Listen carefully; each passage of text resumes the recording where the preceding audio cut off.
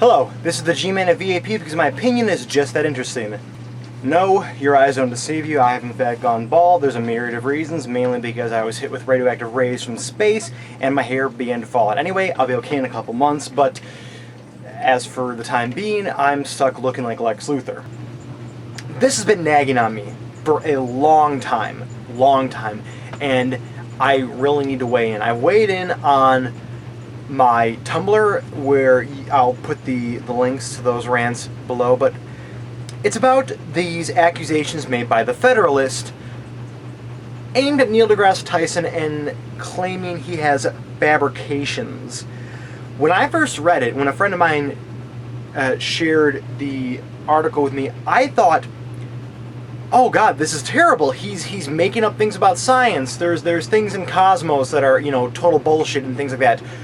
Or maybe his description of history in his speeches is completely inaccurate. So I read the article, and what is it about? It's about comments he makes for the purpose of jokes.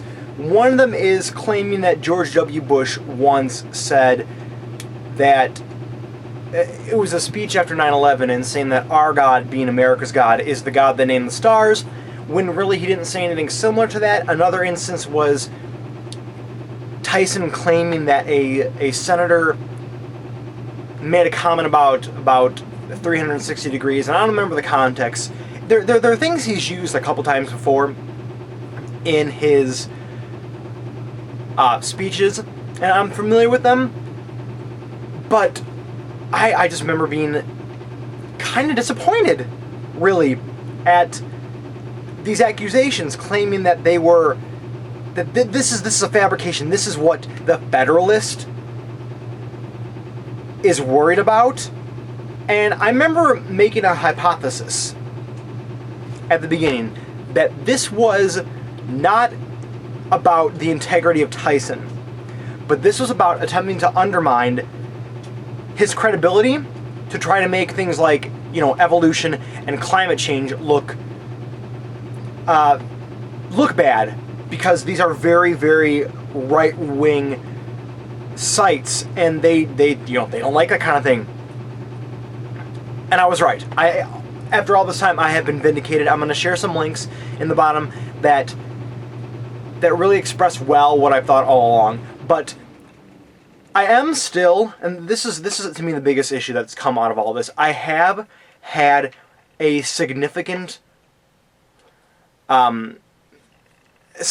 less respect for Tyson after this, though, because if he misspoke, which I genuinely think he did, and then just didn't bother to look it up because he thought they were nice quotes, he's had this almost politician-like unwillingness to own up to the inaccurate things he says and wash his hands and just move on. That's what you do when you're a scientist. If you're wrong, if you're inaccurate, you admit defeat and you move on, but he hasn't done that. Him or his reps, none of them.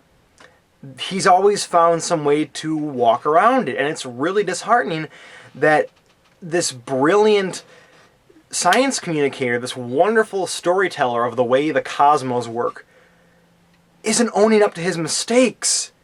And it's frustrating and sad because he's a huge influence on me. He's one of my heroes, and now I'm a little reluctant to claim him as a hero.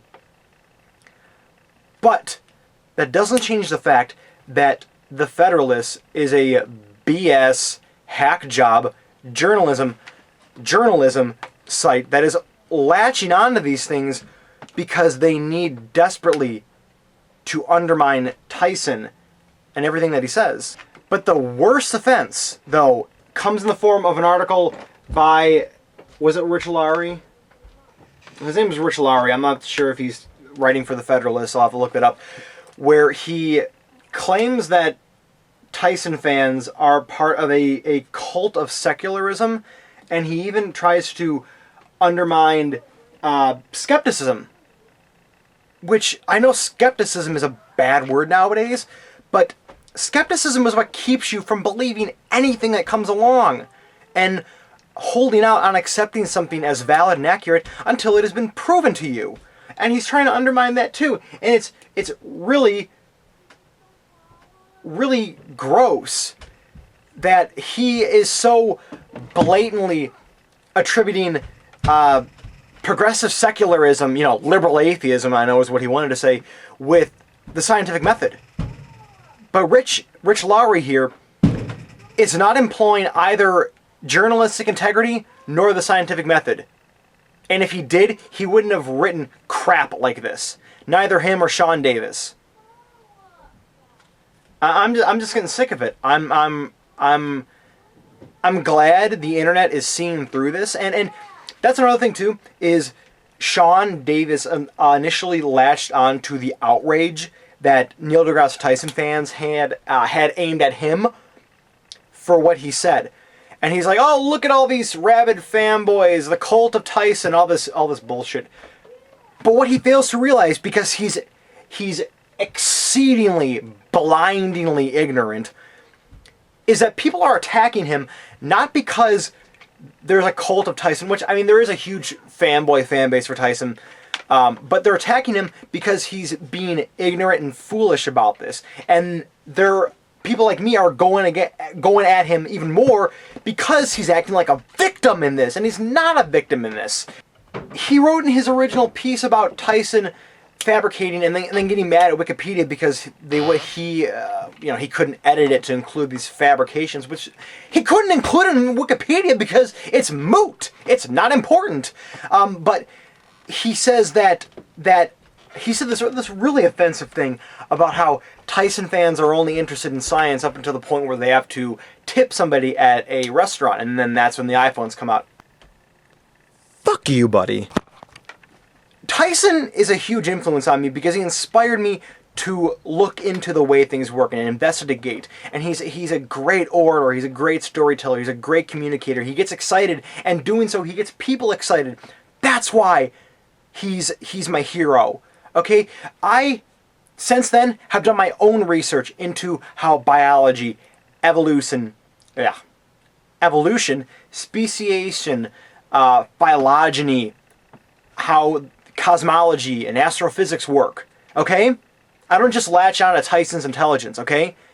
You, Sean, on the other hand, have no intelligence to claim as your own, which you and your fellows at the Federalist continue to demonstrate day in and day out as you draw this debacle out further than it needs to. Just admit that you are against the scientific method. Just admit that you fear skepticism.